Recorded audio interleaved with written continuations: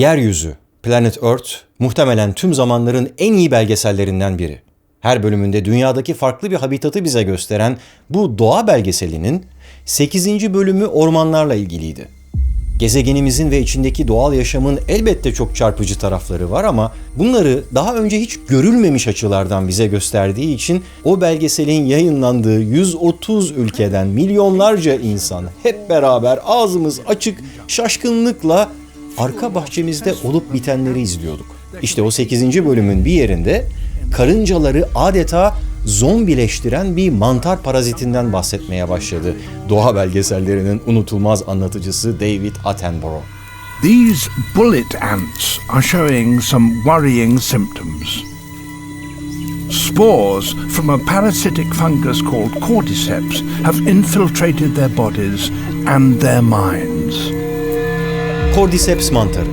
Bu bölümü izleyen milyonlarca insandan özellikle 2 tanesinin dikkatini çekiyor bu mantar türü ve birbirlerini dürtüp izlemeye devam ediyorlar. Its infected brain directs this ant upwards. Then, utterly disorientated, it grips a stem with its mandibles. Evet, karıncaya bir şeyler olmaya başlıyor. Bizim belgeselci dede diğer işçilerin hemen o karıncayı koloniden uzak bir yerlere taşıdıklarını söylüyor. Peki neden? Karıncanın kafasına bir bakın. Görüyor musunuz? Cordyceps'in meyve veren gövdesi karıncanın kafasından fışkırıyor. Mantar karıncayı ele geçirmiş, kafasından büyüyor. 3 hafta süren bu büyüme sürecini nefis bir timelapse yaparak çekmişler. Bu mantar öylesine ölümcül ki tüm koloniyi yok edebilir. Ölümcül bir mantar başka bir organizmayı ele geçiriyor. İşte bu sahneyi izleyen o 2 kişiden birinin kafasında birdenbire bir ışık yanıyor. Yaramaz Köpek adlı bir oyun şirketinde çalışan bu 2 kişi şirket içinde kafalarındaki fikri geliştirmek üzere bir ekip toparlıyor ve yeni bir oyun üzerinde çalışmaya başlıyorlar. Geliştirdikleri bu oyunun adı The Last of Us, Bizden Geriye Kalanlar. Tüm dünyayı saran bulaşıcı bir hastalığın 20 yıl gibi bir sürede medeniyeti büyük ölçüde yok etmesiyle ilgili bir hikayesi var bu oyunun. Benim de severek sonuna kadar oynayabildiğim oyunlardan biri. Farklı gruplara ayrılan insanlar hayatta kalabilmek için birbirleriyle ve bu hastalıkla mücadele etmek zorunda kalıyorlar. Ve insanları adeta zombileştiren bu hastalığa sebep olan şey bilin bakalım ne? As we've seen in all past cases, the antigenic titers of the patient's cordyceps remain high in both the serum and the cerebrospinal fluid. Cordyceps mantarı. You in here? Bu yönüyle apokaliptik zombi hikayeleri içinde en gerçekçi temele sahip olanlardan biri The Last of Us. These bullet ants are showing some worrying symptoms. Ben böyle zombi deyip duruyorum ama The Last of Us'taki yaratıklar teknik olarak zombi değil. Zaten onu daha gerçekçi yapan şey bu. Daha sonra 2. bölümü geliştirilen bu oyunun artık bir televizyon dizisi de var. Bugüne kadar bilgisayar oyunlarından yapılan dizi, film adaptasyonları genellikle başarısız oldu ama bu kez asıl materyale çok daha sadık bir yapımla karşı karşıyayız. Dizinin geçen hafta yayımlanan ilk bölümü oldukça iyi sayılabilecek bir rating yaptı ve benim gibi oyunu zaten oynamış kişileri hemen ekran başına topladı. Ama benim ekran başına geçmemdeki bir başka sebep de dizinin showrunner'ının Craig Mazin olmasıydı. Çok garip bir kişi kendisi. Hangover gibi ucuz, yüzeysel komedi filmlerini yazdıktan sonra kariyerinde birdenbire değişiklik oldu ve Chernobyl gibi bir dizinin yapımcılığını üstlendi. İzlemeyenler için nefis bir drama. Kesinlikle tavsiye ederim bu yakın tarihle ilgili diziyi. İşte Chernobyl'i yapan bu showrunner, oyunu yapan ekiple güçlerini birleştirdi ve bu yeni diziyi çektiler. Şimdi buraya kadar tüm göstergeler iyi. Hikayenin kaynağı olan oyun sağlam. Yapımcı sağlam, ratingler de öyle ama tüm bunlara rağmen ilk bölüm hakkındaki düşüncem, neyse onu birazdan açayım. Muhtemelen bu dizi bir hayran draması olacak. Ben öyle hissediyorum. Benim gibi oyunu zaten oynamış olanlar için nostaljik bir deneyim. Acaba oyunu oynamamış olanlar ne düşünüyorlar bu konuda? Mesela 28 gün sonra filmiyle ya da The Walking Dead dizisinin özellikle ilk 2-3 sezonuyla falan kıyaslanabilecek bir yapım var sonuçta ortada. Dediğim gibi ben çok objektif düşünemediğim için tabii ki severek izledim ve benim gibi oyun severler de muhtemelen işte bak görüyor musun oyuna ne kadar benziyor falan gibi duygularla izledikleri için beğenmiş olabilirler. Anladığım kadarıyla insanlar böyle kaynak materyalin uyarlanmasından çok kopyalanmasını tercih ediyorlar. Ve işte HBO'da kalabalıkların bu isteğini iyi anlayıp değerlendirmiş. Zaten o yüzden doğrudan oyunu geliştirenler de var dizinin kadrosu içinde. Neil Druckmann başta olmak üzere. Kendisi Planet Earth belgeselini izlerken arkadaşını dürten ve işte tam aradığımız oyun fikri diyen kişi. Ve belki de az önce saydığım o kaygı nedeniyle yani oyun severleri mutlu edebilmek için dizinin ilk bölümünü oyuna çok benzetmişler. Bir sahne hariç. İlk sahne. Dizinin 1. bölümünün açılışında eski bir televizyon programının setine gidiyoruz. Oyunda böyle bir şey yok ama oynamayanlar için konuya giriş yapmanın çok etkili bir çözümünü bulmuşlar bence. 1968 yılında kaydedilen bu televizyon programında uzmanlar kendi aralarında bilimsel bir konuyu tartışıyorlar. Bulaşıcı hastalıkları. Yes, a new virus in Madagascar, say, could be in Chicago within a matter of weeks, and we end up with a global pandemic. Evet, 2023'ten sesleniyorum. Gayet iyi biliyoruz böyle bir şeyin olabileceğini. Ama 1968'de o stüdyodaki konuklar bunu bilmiyorlar. Öyle tatlı tatlı dinliyorlar. Sanki hiçbir zaman başlarına gelmeyecekmiş gibi. Pan meaning all, the whole world becomes sick all at once. Bütün dünya aynı anda hasta olacak. Şu sahnedeki vücut diline bir bakar mısınız? Baston yutmuş gibi konuşan uzmanımız tam bir sıkıcı bilim insanı stereotipi. Dünyayı uyarmaya çalışıyor ama biz onun tipine ve sıkıcılığına takılıyoruz. Soldaki kişi de bir epidemiyolog ama onun vücut dili bize çoktan başka bir hikayeyi anlatmaya başlamış bile. Programın sunucusu hemen soruyor. Viral bir pandemi olasılığı sizi de geceleri uyutmuyordur herhalde. I presume the prospect of a viral pandemic keeps you up at night as well? No. No? No. Pandemiden korkmuyor çünkü insanlığın tarih boyunca virüslerle savaş halinde olduğunu söylüyor. Gerçek bir savaşta olduğu gibi bazen milyonlarca insan hayatını kaybediyor ama virüslerle insanların bu ezeli mücadelesinde kazanan hep biz oluyoruz. Kayıplarımıza rağmen geliştirdiğimiz bir takım mücadele teknikleri bir şekilde işe yarıyor. Yani virüslerden korkmamıza gerek yok. Bakterilerden de öyle. Hatta insan vücudunun mikrobiyomunu düşündüğümüzde onlarla işbirliği yaptığımızı bile söyleyebiliriz. Zaten ne demiştik başka bir videoda? Vücudumuzun yarısından fazlası insan değil. Vücudumuzun yarısından fazlası insan değil. Evet, mikroplarla doluyuz. Belki de bizi biz yapan şey biraz da onlar. Peki virüslerden, bakterilerden falan korkmayacaksak neden korkmalıyız?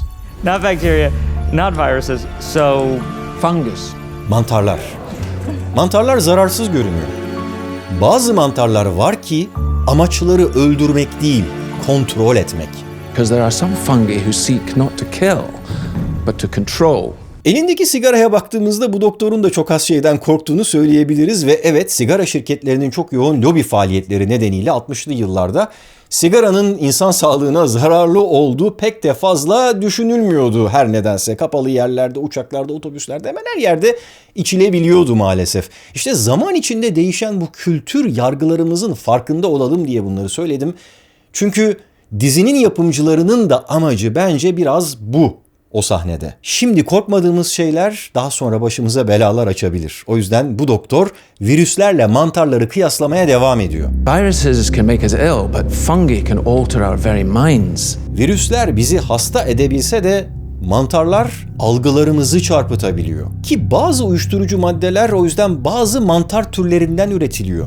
İnsan beyninin farklı şekilde davranabilmesine yol açıyor. Yani mantarlar sadece karıncaları ele geçirmiyor. There are literally thousands of different types of cordyceps fungi, and remarkably, each specializes on just one species. Belgeselden diziye dönelim şimdi. A fungus that infects insects gets inside an ant, for example, travels through its circulatory system to the ant's brain and then floods it with hallucinogens. Resmen Planet Earth belgeselinin 8. bölümündeki o sahneyi tarif etmeye başladı. Ve az sonra Dr. Newman adlı bu karakterin söyledikleri belgeselde David Attenborough'un söyledikleriyle neredeyse aynı olacak.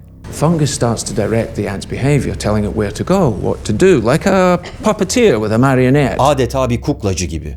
Geçenlerde Pinokyo masalını analiz ettiğim videoda bahsettiğim gibi çok sağlam bir motif bu.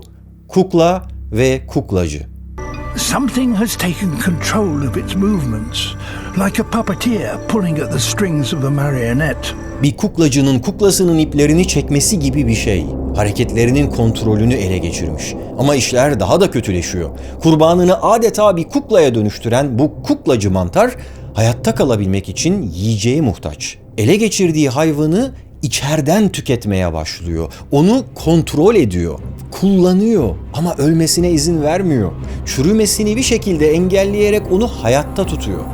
Something has taken Fungus control starts to of its direct the ant's movements, behavior, telling it like a where to go, puppeteer what to do, pulling at like the a strings of a puppeteer with a marionette. marionette. Kurguyla kurgu dışını ayırmamızın zamanı geldi. Bu duyduklarımızın hepsi de doğada ve hatta belki de arka bahçenizde her gün meydana gelen olaylar. Mantarlar bazı canlı türlerini ele geçiriyorlar. Bu soğanlı kaptan hava akımına karışacak olan sporlar kendilerine daha başka karınca kurbanlar bulacaklar. Sadece karıncalarda değil, başka böcekler ve hatta bazı sürüngenler, yani soğukkanlı hayvanlar mantar enfeksiyonlarına yakalanabiliyor. Ama insanların vücut sıcaklığı yüksek olduğu için mantarlar açısından pek de elverişli değil bizim bedenlerimiz. Peki ya insanların vücudu gibi? Gezegenimizin kendisi de ısınmaya başlar ve o mantarlar da daha sıcak ortamlarda yaşamaya alışır, kendilerini adapte edebilirlerse ne olur? Peki ya diye başlattığımız tüm sorularda olduğu gibi ilgi çekici bir hikaye başlar. What if, for instance, the world were to get slightly warmer? Evet, 2023'ten sesleniyorum. Gayet iyi biliyoruz böyle bir şeyin olabileceğini. Hatta 2023'ün en soğuk olması gereken günlerindeyiz ama ne kar yağıyor ne de yağmur. Bilim insanları 2030'a kadar son 12 yıl diye uyarıp duruyorlardı. Ama biz ne yaptık? Onları baston yutmuş gibi konuşan sıkıcı stereotipler olarak gördük ve söylediklerine kulak asmadık. İşte oyunu oynamayanlar için The Last of Us evrenindeki olayları açıklayan böyle bir sahne o yüzden tüylerimizi diken diken ediyor. İklimdeki çok ince bir değişiklik bu yeni yüksek sıcaklıklarda hayatta kalmaya izin veren tek bir mutasyon olasılığını ortaya çıkarabilir diyor bu doktorumuz. Tek bir gen mutasyonuyla asklı mantar, candida, ergot, cordyceps, aspergillus, any one of them could become capable of burrowing into our brains and taking control not of millions of us, but billions of us. Nefis bir serim. Bu arada hemen belirteyim, bu sahneye ilham veren bir televizyon programı 60'lı yıllarda gerçekten de varmış. That sounds like Bob and Ray, doesn't it? Peki iklim değişikliği insanlarda mantar enfeksiyonlarının artmasına yol açabilir mi gerçekten? Büyük ihtimalle hayır. Ama kutuplardaki donmuş toprakların erimesi oradaki bakteri ve virüsleri serbest bırakabilir ve bu gerçek bir tehdit. Oyunun hikayesinde bir gazete haberi var. Buradan ve başka bir takım ipuçlarından yola çıkarak mantarların önce mahsullere bulaştığını öğreniyoruz. Hatta radyoda Jakarta'daki bir kaostan söz ediliyor. Gerçekten de Endonezya'da dünyanın en büyük un değirmenleri var. Eğer mantarlar bir şekilde insanlara bulaşacaksa önce temel gıda maddelerini etkilemesi son derece mantıklı. Çünkü temel gıda maddemiz ekmek ve o da undan yapılıyor. Bununla ilgili yakın tarihte yaşanmış bazı olaylar da var. Mesela Fransa'daki bir kasabada ekmekten bulaşan bir ergot zehirlenmesi olmuştu. Uzunca bir süre bu psikedelik mantar yüzünden halkın halüsinasyonlar gördüğü ve hatta 5 kişinin ölümüne yol açan bu olaylar zincirinin gizli servislerin işi olabileceği gibi iddialar ortaya atılmıştı. Yani biyolojik savaş iddiaları. Sonradan bazı akademisyenler bunun mümkün olamayacağını ve burada iddia edildiği gibi ergot kontaminasyonunun bir fırında yalnızca bir çuval tahılı etkilemeyeceğini söyledilerse de gerek oyuna ve gerekse yeni başlayan bu diziye bunun gibi hadiselerin etki ettiğini rahatlıkla iddia edebiliriz. Haberdeki yaşlı kadın fotoğrafı resmen dizideki bu yaşlı kadına dönüşmüş gibi. Ne kadar fantastik olurlarsa olsun hikayeler gerçek hayatla örtüştüğü ölçüde etkili oluyorlar. The Last of Us'taki enfeksiyonun 4 aşaması bile doğadaki mantarların bulaştığı hayvanlarda 4 aşama halinde görülüyor. Yellowstone Ulusal Parkı'nı gezerken gördüğümüz kurtlardan bazılarının beyinlerini kontrol eden parazitler olduğunu söylemişti oradaki uzmanlar. İşte tüm bu olasılıklar bizleri kaygılandırmaya yetiyor ve kaygının çekiciliği bize bu bilgisayar oyunlarını oynatıyor ya da televizyon dizilerini izletiyor. Yani aslında beynimizi kontrol etmek için mantarlara pek de ihtiyacımız yok gibi. Karşımızdaki ekranlar yeter. kara aynalar. Belki de o yüzden o ilk sahnenin sonundaki konuşmada derin bir anlam katmanı daha vardı. Mantarların insan aklına bulaşma olasılığından söz ederken söylenen şu sözlere eşlik eden görüntülere dikkat edin lütfen. Billions of puppets with poisoned minds permanently fixed on one unifying goal: to spread the infection to every last human alive. Aklı zehirlenmiş milyarlarca kukla sürekli olarak tek bir ortak hedefe odaklanmış durumda. Mantarlardan değil de kuklacılardan ve kukla olmaktan korkmak lazım. Çünkü bunun bir tedavisi yok. Ve bir kez kuklacılar bizi kukla yaparlarsa ne olacağız biliyor musunuz? So if that happens, We lose. Kaybedeceğiz.